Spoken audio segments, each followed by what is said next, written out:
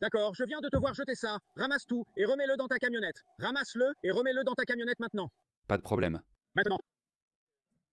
Je suis vraiment désolé pour ça. Ramasse-le. Il est désolé de s'être fait prendre. Ramasse-la, ramasse cette putain de chaussure.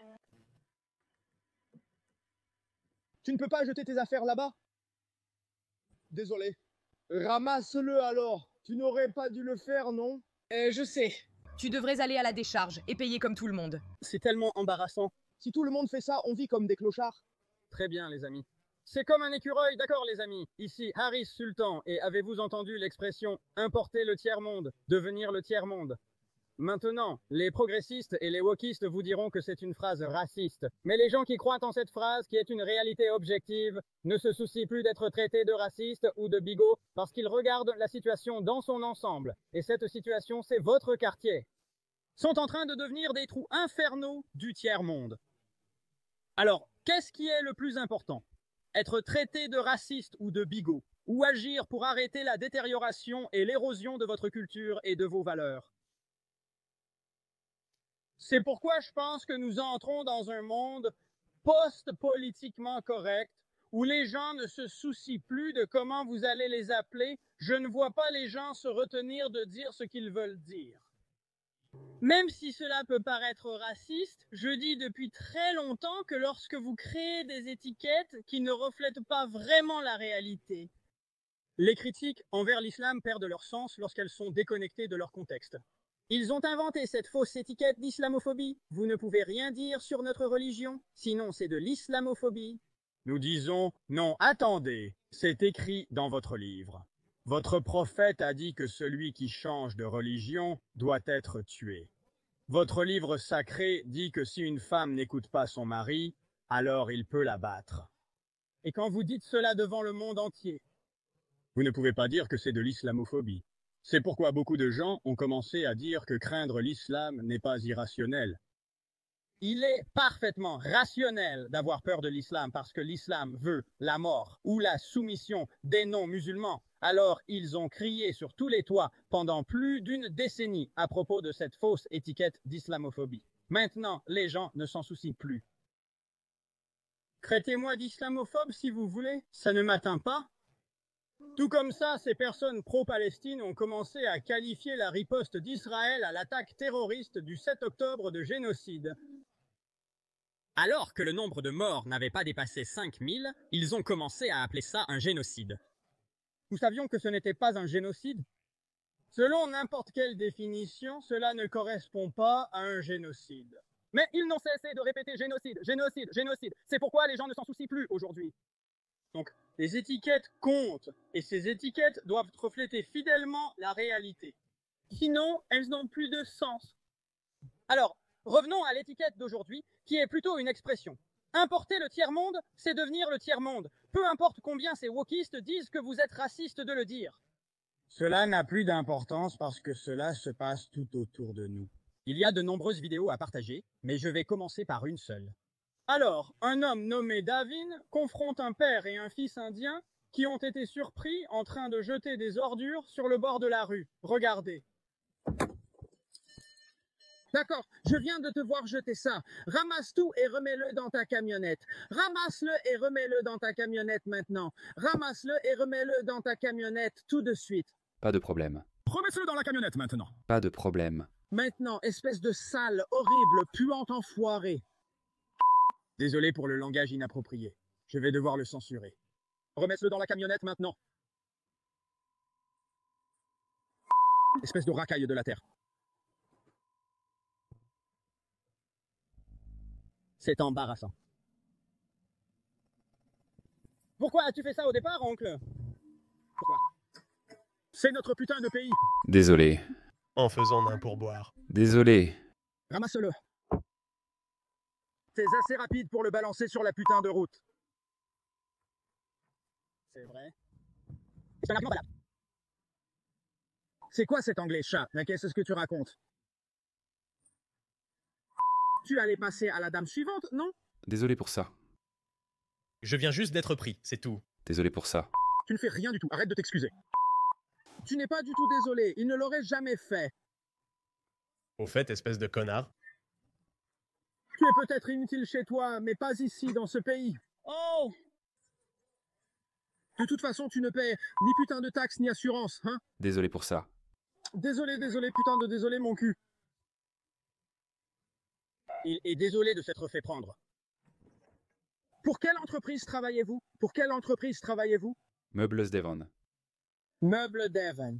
C'est stupide. Pourquoi lui a-t-il dit ça? Oh mon Dieu, c'est embarrassant, c'est accéléré.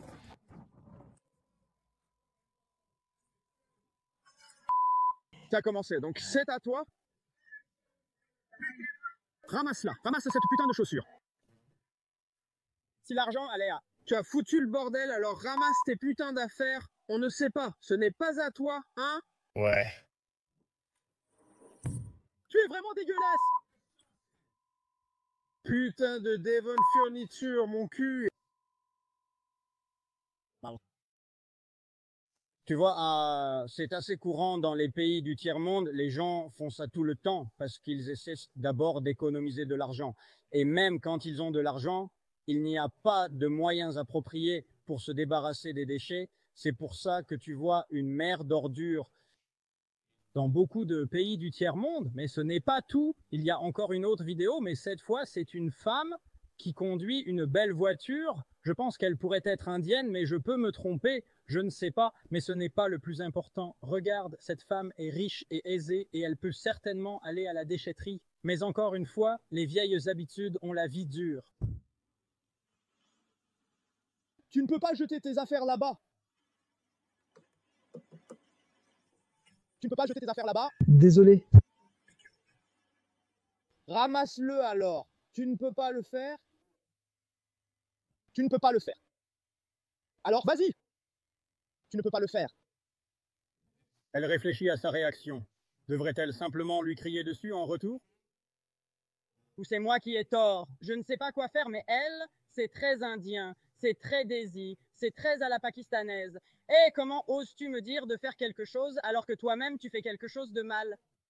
Il te répondrait quand même, donc je pense que ça devient encore plus intéressant. Il vivra dans un trou à rats. Si tu fais ça et que tout le monde le fait aussi, est-ce que tu n'aurais pas dû le faire, n'est-ce pas? Non, elle ne devrait pas. Elle est là, comme pour dire, attends une seconde, je ne vis pas dans un trou à rats, je viens d'une grande culture.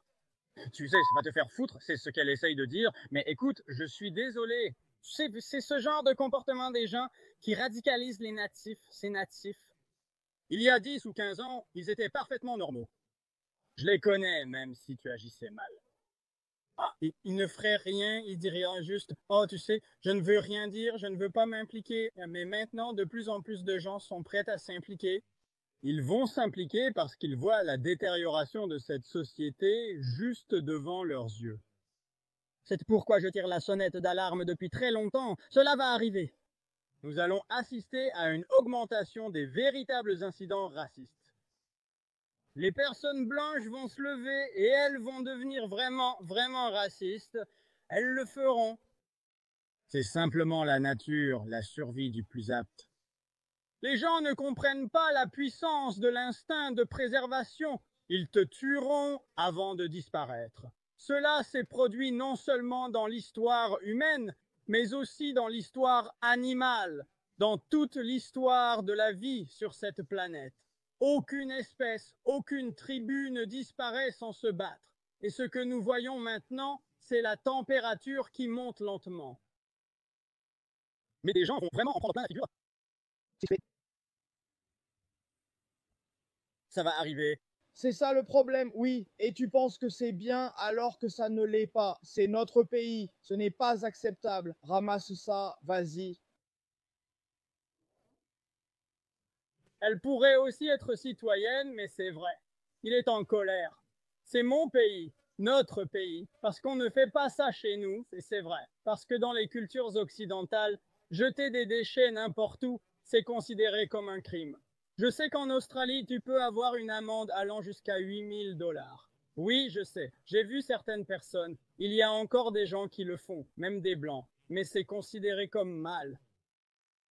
Alors qu'en Inde et au Pakistan, par la fenêtre, tout le monde reste indifférent. Ce n'est pas une question de race, une fois de plus. Il s'agit de valeurs culturelles. Elle se dit, tu sais pourquoi on fait ça? Je sais que c'est mal, mais franchement, ce n'est pas si grave. Voilà ce qu'elle pense. Eh bien, tu t'en vas en voiture, je vais te surveiller, je vais te dénoncer publiquement et ensuite te signaler. Je vais te signaler, je vais te signaler. Tu viens juste de jeter tous ces déchets de ta voiture dans la rue. Ce n'est pas acceptable, ma chère. Tu n'aurais pas dû le faire, n'est-ce pas? Je sais. Tu devrais aller à la déchetterie et payer comme les autres. C'est tellement embarrassant. Si tout le monde fait ça, on vit comme des crasseux. Ouais, dis-lui. Elle a une marque.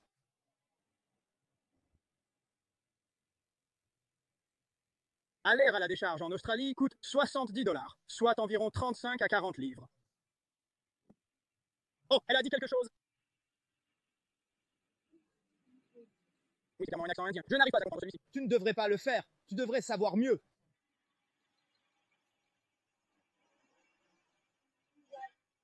Tu devrais savoir mieux que ça. Dans ta belle voiture. Depuis combien de temps tu vis dans ce pays? Voilà, c'est comme ça que tu manques de respect. Manque de respect envers le pays qui t'accueille. D'accord, bien joué. Elle n'avait rien à dire. Elle voulait le dire, mais elle n'avait absolument rien.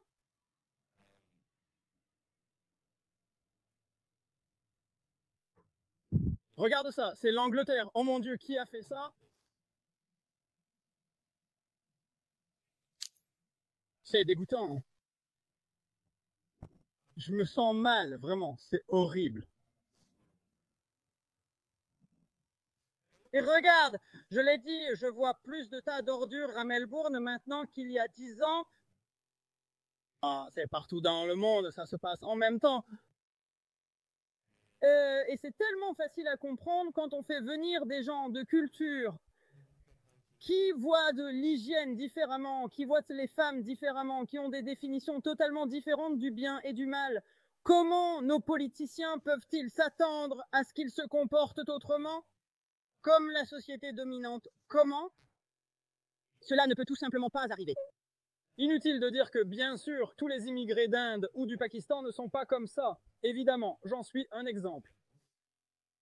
Mais nous devons en parler, car plus nous en parlons, plus les gens prendront conscience que cela n'est pas acceptable. Si vous adoptez ce comportement, préparez-vous à être embarrassé. Non seulement vous allez vous ridiculiser, mais aussi ternir la réputation de votre pays et de votre culture.